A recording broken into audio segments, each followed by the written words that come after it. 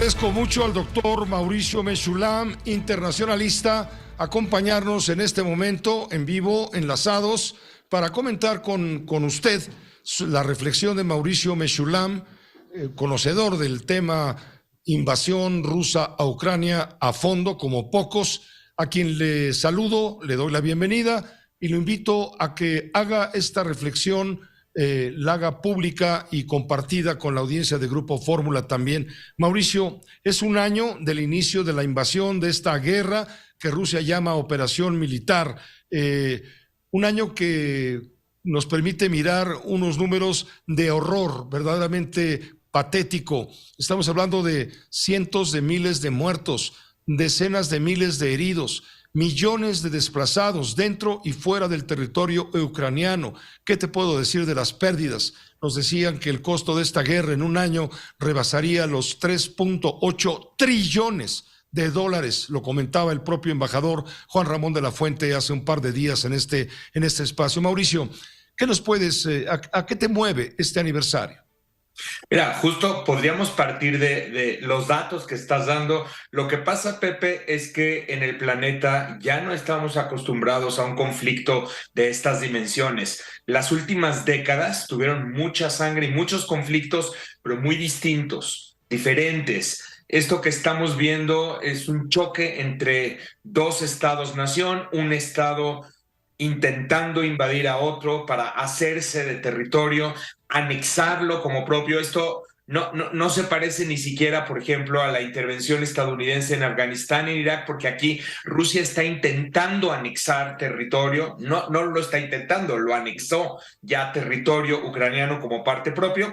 De hecho, no empieza ahora, o sea, no empieza hace un año. La invasión rusa a Ucrania empieza desde 2014 con la anexión del territorio de Crimea a la Federación Rusa, luego el conflicto separatista y claro, ahora mismo esta intervención frontal. Pero estamos hablando de un conflicto de dimensiones enormes que además, es importante decir, no ha terminado y no sabemos bien cómo y cuándo va a terminar. Estamos en medio del torbellino, intentando leer, intentando entender, pero efectivamente pues está posicionando a dos estados y a todas las partes que apoyan a estos estados frente a frente, escalando hacia arriba toda la dimensión del conflicto que estamos viendo.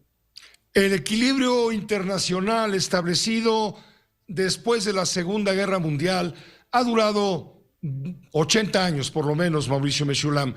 Estados Unidos ha encabezado, con su liderazgo mundial en Occidente por lo menos, ha encabezado esto que los expertos como tú llaman la Pax Americana.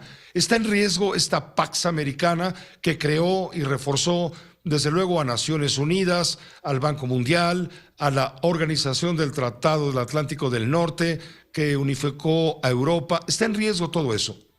Mira, es muy interesante la reflexión que haces. Ya podríamos decir que durante la Guerra Fría hubo varios momentos en los cuales el sistema estuvo en jaque y hubo muchos temores de alguna escalada mayor entre las superpotencias, varios momentos que ya conocemos históricos. Lo que sí es un hecho es que después del fin de la Guerra Fría, en la década de los 90s, el mundo se basa mucho en este sistema que mencionas, también en la globalización, en el comercio internacional, en la interdependencia que se va tejiendo entre los distintos países del globo. Y claro, en este sistema de reglas, arreglos internacionales, instituciones que iban a regular o deberían regular la conducta de los países y solucionar cualquier controversia que hubiera. Esto es justamente lo que está en jaque en este mismo instante y precisamente esta es una de las mayores consecuencias que yo aprecio como subproducto del conflicto ucraniano. El mundo está cambiando, estamos retornando a momentos que creíamos ya superados, pero tienen que ver con eso. O sea, es un sentimiento, Pepe, de como que este sistema global que creamos nos falló, no fue capaz de sostener lo que había prometido que iba a sostener. Ni siquiera el intercambio comercial que Rusia tenía con Europa pudo disuadir a Putin de hacer lo que hizo. Y esta es una reflexión muy fuerte.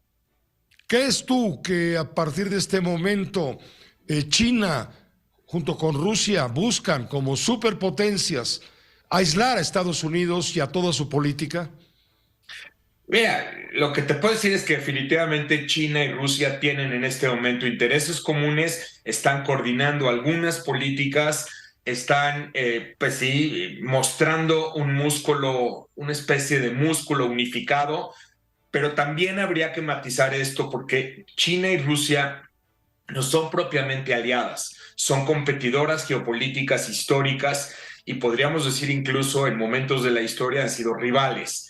Entonces vamos a verlo así, China está viendo por China, Rusia está viendo por Rusia, en este momento hay un interés común efectivamente, pero también en otro sentido, China no desea que esta guerra continúe, no era lo que China tenía pensado para su modelo de desarrollo.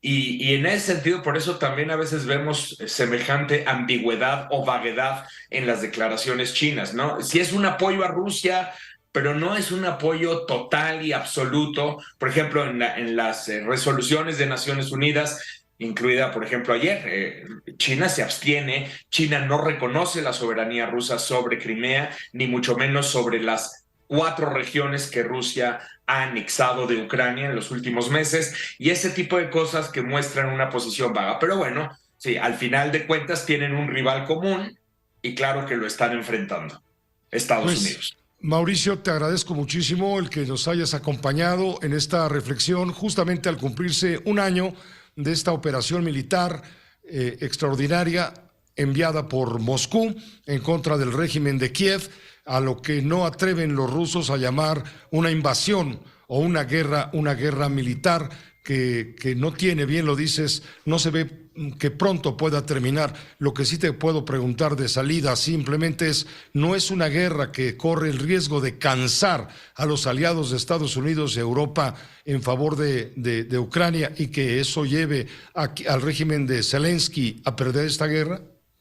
Siempre está el riesgo, ¿eh? Hasta ahora, sorprendentemente, el frente que apoya a Zelensky se ha mantenido muy unificado, bastante más de lo que incluso muchos de nosotros hubiésemos pensado algunos meses, pero no necesariamente esto va a perdurar eternamente. O sea, hay un creciente desencanto, por ejemplo, en Estados Unidos, dentro del sector republicano, al respecto de seguir apoyando esta guerra en otros países de Europa. Hay que ver en qué medida los liderazgos tienen la capacidad de sostener la línea. Hasta ahora lo han logrado, hay que decir que sí, pero pues falta mucho tiempo para que esta guerra termine y tendremos que seguir monitoreando los hechos conforme transcurran.